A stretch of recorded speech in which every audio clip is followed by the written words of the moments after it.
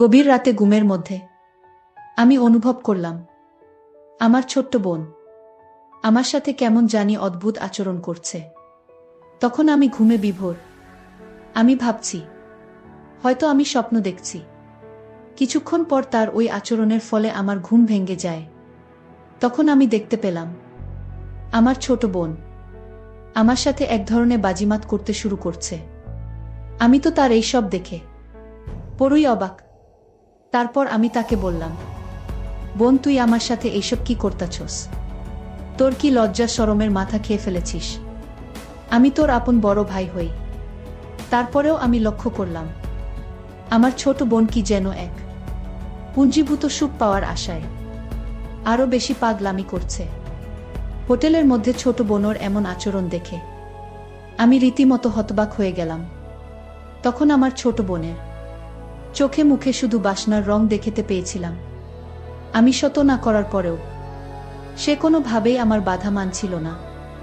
আমার ছোট বোন হয়েও সে কি যেন এক বিশেষ সুখের আশায় আমাকে একটা সুজোরে ধাক্কা মেরে ফেলে দিয়ে ও আমার সাথে যা করল তা শুনলে বন্ধুরা তোমাদের মাথা ঘুরে যাবে। বন্ধুরা, গল্পটি অনেক অনেক ইন্টারেস্টিং। গল্পটি শোনার জন্য তোমাদের সকলের প্রতি আমার বিশেষ অনুরোধ রইল। বন্ধুরা, তোমাদের নিকট আমার ছোট্ট একটি অনুরোধ, তোমরা দয়া করে আমার চ্যানেলটি সাবস্ক্রাইব করে আমাকে সাপোর্ট করবা। হ্যালো বন্ধুরা, আমি আদনান। আমার বয়স 25 বছর। আমি পড়ালেখা শেষ করে একটি কর্পোরেট অফিসে জব করছি। আমার বাড়ি শায়েস্তাগঞ্জ। আমি ঢাকায় থাকি। আমার ফ্যামিলিতে আমি, বাবা, মা আর ছোট বোন রিমকি। ওর বয়স 16। ও এই বছর এইচএসসি দিবে। বাবা বিজনেস করেন আর মা গৃহিণী। এইবার আসি আসল কথায়। আমার সামনে ঈদের ছুটি, তাই বাড়ি যাওয়ার প্রস্তুতি নিলাম। সবার জন্য কেনাকাটা করলাম। বোনের জন্য 2টা 3 পিস ও একটা সুন্দর বোরকা কিনলাম। তো কেনাকাটা শেষ। ট্রেনের টিকিট আগেই কাটা ছিল, তাই ঈদের 3 দিন আগেই বাড়ি রওনা দিলাম। ও একটা কথা, আমি প্রায় 1 বছর পর বাড়ি যাচ্ছি। চাকরিতে জয়েন হওয়ার পর আর বাড়ি যাওয়া হয়নি, তাই সবার জন্যই কম বেশি কেনাকাটা করেছি, বিশেষ করে আমার আদরের ছোট বোন রিমকির জন্য। দীর্ঘ 5 ঘন্টা জার্নি করে অবশেষে বাড়ি পৌঁছালাম, কারণ শায়েস্তাগঞ্জ শহর থেকে অনেক ভিতরে গ্রামে আমাদের বাড়ি। বাড়ি পৌঁছাতে প্রায় রাত 10টা বেজে গেল। বাড়ি গিয়ে দেখি সবাই ঘুমিয়ে গেছে। আম্মুকে ডেকে তুললাম। তারপর খাওয়া শেষ করে আমিও ঘুমিয়ে গেলাম। অনেক রাত, তাই আর রিমকিকে ডাকলাম না। সকাল 6টায় দেখি ছোট বোন রিমকি ডাকাডাকি শুরু করছে। রুমের দরজা খোলা ছিল, তাই ও বিছানার পাশে গিয়েই ডাকছে। ও ডাকছে আর বলছে, ভাইয়া, আমার গিফট কোথায়? আমি ঘুম ঘুম চোখে বলছি, যা এখন, পরে নিস, এখন ঘুমাতে দে তো। কিন্তু ও নাছোড়বান্দা, ও গিফট না নিয়ে যাবেই না। তাই আমার গায়ের কাঁথা ধরে টান দিয়ে কাঁথা নিয়ে গেছে। আমি লাফ দিয়ে উঠে দেখি আমার পরনের অবস্থা খারাপ। আমার তো লজ্জায় অবস্থা খারাপ। আর এদিকে ও খিলখিল করে হাসছে আমাকে এই অবস্থায় দেখে। আমি তাড়াহুড়া করে বিছানার পাশ থেকে উঠলাম আর ভালো করে ওর দিকে তাকালাম। ওকে যেন আমি চিনতেই পারছি না। ও এই 1 বছরে এত বড় হয়ে গেছে, একেবারে অচেনা লাগছে। তার রূপ এবং সৌন্দর্য যেন উপচে পড়ছে। আমি এতদিন পর আমার আদরের বোনকে দেখছি, যেন অচেনা এক পরী আমার ঘরে এসেছে। শেষে ওর ডাকে আমার ধ্যান ভাঙল। রিমকি বলল, এই ভাইয়া কি দেখছিস অমন করে? মনে হচ্ছে আমাকে কোনোদিন দেখিসনি। আমি বললাম, ও হ্যাঁ, আসলে তুই তো অনেক বড় হয়ে গেছিস, তোকে তো চিনতেই পারছি না। রিমকি বলল, ভাইয়া, তুই আমাকে পরে মন ভরে দেখিস। আগে আমার জন্য কি এনেছিস তা বের কর। আমি বললাম, ওহ, দিচ্ছি দাদা। এই বলে আলমারি থেকে ওর জামা আর বোরকাটা ওকে দিলাম। ও তো মহা খুশি। খুশিতে আমাকে এক অদ্ভুত ভাবে ধরল। ওর এই অদ্ভুত ভাবে ধরাতে আমার অবস্থা খুব খারাপ হতে লাগলো। কিছুক্ষণ পরে বাথরুমে গিয়ে ফ্রেশ হলাম। বাথরুম থেকে বের হয়ে সকালের নাস্তা করলাম। নাস্তা করে রুমে বসে মোবাইলে গেমস খেলছিলাম। এমন সময় রিমকি এসে বলল, ভাইজা ঈদে আমাকে নিয়ে চা বাগানে ঘুরতে যেতে হবে। আমি বললাম ওকে যাব। তারপর ঈদের আগের 2 দিন আমরা ভাই বোন মিলে অনেক খুনসুটি করলাম। ঈদের দিন আমরা ভাই বোন মিলে ঘুরতে বের হলাম। রিমকি বলল, অনেক দিন জাফলং যাওয়া হয়নি, চল আমরা জাফলং যাই। আমি বললাম, জাফলং তো অনেক দূর, আমরা একদিনে ফিরে আসতে পারবো না। রিমকি বলল, আমি জানি না, আমাকে নিয়ে যেতে হবে ভাইয়া। কিভাবে নিয়ে যাবে আমি জানি না, দরকার হলে ওখানে হোটেলে 1 রাত থাকব। সমস্যা কি? আমরা তো আপন ভাই বোনই, প্লিজ ভাইয়া তুমি না করো না। আমি বললাম, আচ্ছা আম্মুকে বল, যদি যেতে দেই তাহলে চল। আমার ছোট বোন রিমকি অনেক চালাক, সে কৌশলে আম্মুকে ম্যানেজ করে ফেলল। তারপরের দিন আমরা ভাই বোন মিলে বেরিয়ে পড়লাম জাফলং এর উদ্দেশ্যে। যেতে যেতে দুপুর হয়ে গেল। ওখানে গিয়ে আগে থাকার ব্যবস্থা করতে হবে, যেহেতু গিয়ে ওখান থেকে দিনে দিনে আসা যাবে না। আমরা দুজনে মিলে হোটেল খুঁজতে লাগলাম। অবশেষে একটা রুম পেলাম, তাও সিঙ্গেল। কি আর করা, ঈদের ছুটিতে সবাই ঘুরতে এসেছে, তাই সব বুকিং, এজন্য সিঙ্গেল রুমটাই নিলাম। তারপর ব্যাগ গুছিয়ে কিছুক্ষণ রেস্ট নিয়ে বের হলাম ঘুরতে। রিমকি এমন পোশাক পরেছে যা দেখে সবাই শুধু ওর দিকে হা করে তাকিয়ে থাকে। আমার খুব রাগও হচ্ছে, কিন্তু কাউকে কিছু বলতেও পারছি না। এর মধ্যে এক ছেলে আর এক ছেলে কে বলছে, দেখরে ওই মদনে একখান জিনিস পাইছে। আহ বন্ধু, ওই মদনের কপালটা কি ভালো।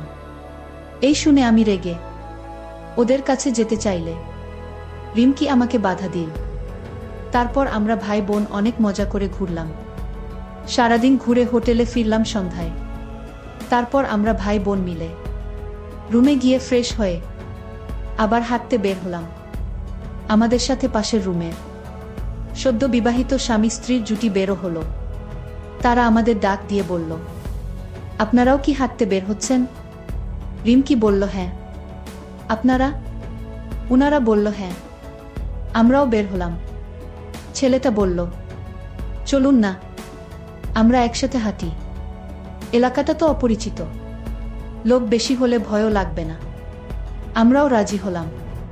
তারপর গল্প করতে করতে তাদের সাথে পরিচয় হলাম। ছেলেটার নাম হলো সিয়াম আর মেয়েটার নাম রাইসা। হঠাৎ করে রাইসা বলে উঠল, আপনাদের না দুজনের খুব মানিয়েছে। আমি তো ভেবাচেকা খেয়ে গেলাম, কি বলবো বুঝতে পারছি না। তখন রিমকি বলল, আপনাদেরও খুব মানিয়েছে। কত মাস হয়েছে আপনাদের বিয়ে হয়েছে? তখন সিয়াম বলল, 3 মাস। তারপর সিয়াম বলল, আপনাদের কত দিন হলো বিয়ে হয়েছে? আমি কিছু বলতে যাব, তখনই ছোট বোন রিমকি বলে উঠল, এই তো কিছুদিন। আমি যেন আকাশ থেকে পড়লাম। আমার বোন এইসব কি বলছে? তখন সিয়াম বলল, তাহলে তো আপনারা একদম পারফেক্ট টাইমে হানিমুনে এসেছেন। কিন্তু আমাদের একটু দেরি হয়ে গেল। আসলে অফিস থেকে ছুটি ম্যানেজ করতে করতে 3 মাস পেরিয়ে গেল। তারপরে রাইসা বলা শুরু করল, আপনাদের কি প্রেমের বিয়ে না অ্যারেঞ্জ ম্যারেজ? রিমকি বলল, প্রেমের বিয়ে। এদিকে আমার রাগেতে গাছ বলছে, রিমকি কেন সত্যি বলছে না? রিমকি কেনই বা ওদের সাথে এত নাটক করছে? হাঁটতে হাঁটতে রাত 9:30 বেজে গেল। তখন আমরা সবাই আবার হোটেলে ফিরে আসলাম। এসে খাওয়া দাওয়া করে রুমে যাচ্ছিলাম শোয়ার জন্য। তখন রাইসা বলে উঠল, গুড নাইট, হ্যাপি হানিমুন, মজা করে টাইমগুলো কাটান, এই টাইম আর ফেরত পাবেন না। রিমকিও কম যায় না, সেও বলে উঠল, আপনারাও মজা করুন, আমরা তো আজ রাত ভর মজাতেই থাকব। আমি রুমে ঢুকেই রিমকিকে বলতে শুরু করলাম, রিমকি তুই এইসব কি শুরু করেছিস? আমরা ভাই বোন, তুই কি সব ভুলে গেছিস? রিমকি বলল, ভাইয়া কি করব বল। ওরা এমনভাবে কথা বলা শুরু করবে বুঝতে পারিনি। ভাবলাম দু এক কথা বলে আলাদা হয়ে যাব, বাট এমন পর্যায়ে পড়ে গেলাম যে আর বলার সুযোগই পেলাম না। এখন আর কি করা? এখানের 2-3 দিন না হয় আমরা স্বামী স্ত্রী হয়েই কাটিয়ে দেই। আমি বললাম, মানে? তুই কি বলছিস? রিমকি বলল, আরে ভিয়া, সত্যি সত্যি তোকে আমার স্বামী হতে বলছি না, অভিনয় করতে বলছি ওদের সামনে। আমি বললাম, ও, তাহলে শেষ পর্যন্ত আপন বোনের স্বামী হতে হবে। আচ্ছা ঠিক আছে, আজ থেকে তুই আমার বউ। রিমকি বলল, ছি ভাইজা, তুই কি বলছিস? আমি অভিনয় করতে বলছি, বাস্তবে হতে বলিনি। আমি বললাম, ওই আর কি, ঠিক আছে, অনেক রাত হয়েছে, এখন ঘুমা, কালকে অভিনয় করব। তারপর আমরা ভাই বোন ঘুমিয়ে গেলাম। গভীর রাতে ঘুমের মধ্যে আমি অনুভব করলাম আমার ছোট্ট বোন আমার সাথে কেমন জানি অদ্ভুত আচরণ করছে। তখন আমি ঘুমে বিভোর। আমি ভাবছি, হয়তো আমি স্বপ্ন দেখছি। কিছুক্ষণ পর তার ওই আচরণের ফলে আমার ঘুম ভেঙে যায়। তখন আমি দেখতে পেলাম আমার ছোট বোন আমার সাথে এক ধরনের বাজিমাত করতে শুরু করছে। আমি তো তার এইসব দেখে পুরোই অবাক। তারপর আমি তাকে বললাম, বোন, তুই আমার সাথে এইসব কি করতাছস? তোর কি লজ্জা শরমের মাথা খেয়ে ফেলেছিস? আমি তোর আপন বড় ভাই হই। তারপরেও আমি লক্ষ্য করলাম আমার ছোট বোন কি যেন এক পুঞ্জীভূত সুখ পাওয়ার আশায় আরো বেশি পাগলামি করছে। হোটেলের মধ্যে ছোট বোনর এমন আচরণ দেখে আমি রীতিমতো হতবাক হয়ে গেলাম। তখন আমার ছোট বোনের চোখে মুখে শুধু বাসনার রং দেখতে পেয়েছিলাম। আমি শত না করার পরেও সে কোনোভাবেই আমার বাধা মানছিল না।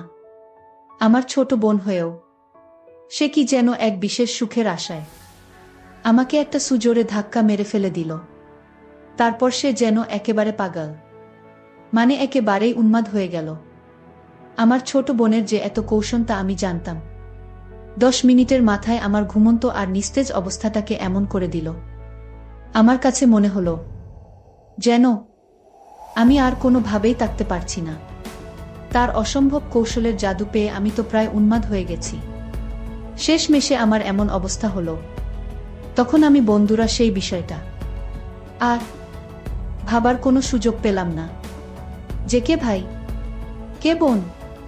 তখন শুধু মনের মধ্যে একটাই আকাঙ্ক্ষা, পাশে থাকা মেয়েটিকে আপন করে পাওয়ার। কিন্তু মেয়েটি যে আমার আপন বোন তা আমার মাথায় নেই। এই সময় বন্ধুরা এমন অবস্থা হয়, তখন কোনো কিছু বোঝার অবস্থা থাকে না। আমারও ঠিক সেই রকমই হয়েছিল। আমার কাছে মনে হয়েছিল যেন আমি মোম, আর আমার পাশে যেন আগুন জ্বালিয়ে রাখা হয়েছে। সেই আগুনের তাপে আমার সমস্ত কিছু গলে ছিন্ন ভিন্ন হয়ে যাচ্ছে, বারবার কেঁপে উঠছে আমার গা। আমিও তখন অজানা কোনো সুখের আশায় আমার ছোট বোনের সাথে তাল দিতে শুরু করলাম। সে আমার তাল পেয়ে মনে করল তার হাতে স্বর্গ এসে ধরা দিয়েছে। তখন আমি অনুভব করলাম যা হবার হবে। এখন যে কঠিন সময় আমার কাছে এসেছে তার মোকাবেলা আমাকে করতে হবে। ছোট বোনের কাছে কোনো কিছুতেই আমাকে পরাজিত হতে দেওয়া যাবে না। তারপর আমি চরমভাবে নেমে গেলাম। যদিও আমার ছোট বোন আমার চাইতে আরো 8 বছরের ছোট। প্রথম প্রথম আমি ভাবছি হয়তো সে আমার সাথে কুলিয়ে উঠতে পারবে না। তারপর আমি যা দেখলাম তাতে তো আমি পুরোই অবাক। প্রায় 2 থেকে আড়াই ঘন্টা এক নাড়ারে প্রদর্শন করার ফলেও সে বিন্দু পরিমাণ ক্লান্ত হয় নাই। প্রায় 2 থেকে আড়াই ঘন্টা পর কোনো এক রূপকথার রাজ্য থেকে মনে হলো আমরা পৃথিবীতে ফিরে এসেছিলাম। বন্ধুরা, তারপরেও সেখানে আরো 2 দিন থেকেছিলাম। আর সেই 2 দিনেও আমার ছোট বোনের সাথে আমার এই রকমই হয়েছিল। বন্ধুরা, ঘটনাটি আমার অতীতের একটি অপ্রত্যাশিত ঘটনা, যা হয়তো তোমরা বিশ্বাস করবে না, তারপরেও সত্যিটা তাই। বন্ধুরা, পৃথিবীতে হয়তো এরকম কিছু ঘটনা ঘটে যা কখনো বিশ্বাসের অযোগ্য বলে মনে হয়, তারপরেও ওই সমস্ত ঘটনা বাস্তব। আমার ক্ষেত্রেও ঠিক তেমনি হয়েছিল। পরিশেষে আমি তোমাদেরকে বলবো, বন্ধুরা, যখন কোনো ছেলে অথবা মেয়ে সাবালক হয়, তখন প্রত্যেকটা মানুষ মানে, ভাই হোক, বোন হোক, বাবা হোক বা অন্য যে কেউ হোক, তাদের সকলের শালীনতা থাক প্রয়োজন। একসাথে বসবাস করা, একসাথে থাকা, সবকিছু থেকে পৃথক থাকাই উচিত। এতে করে মানুষের চাহিদা কম থাকবে। তাহলে হয়তো এরকম ধরনের নিষিদ্ধ দুর্ঘটনা আমাদের সমাজে কম হবে। আর সবচেয়ে বড় কথা হচ্ছে, আমাদের সমাজে যে সমস্ত লোকেদের এরকম ধরনের মন মানসিকতা, তাদের প্রত্যেকেরই চরিত্রটা সংস্কার করা প্রয়োজন। বন্ধুরা, আজকে এই পর্যন্তই। আবারও আসবো তোমাদের মধ্যে নতুন কোনো গল্প নিয়ে। গল্পটি যদি তোমাদের ভালো লাগে, তাহলে একটি লাইক দাও। প্রতিদিন আমি তোমাদেরকে এই রকম ইন্টারেস্টিং একটা করে নতুন গল্প উপহার দিব। তাই তোমাদেরকে অনুরোধ করে বলছি, তোমরা যদি এই রকম ধরনের ইন্টারেস্টিং গল্প পেতে চাও, তাহলে দয়া করে আমার চ্যানেলটিকে সাবস্ক্রাইব করো। অবশেষে তোমাদের সকলের সুস্বাস্থ্য কামনা করি। ভিডিওটি দেখার জন্য তোমাদের সকলকে অসংখ্য ধন্যবাদ।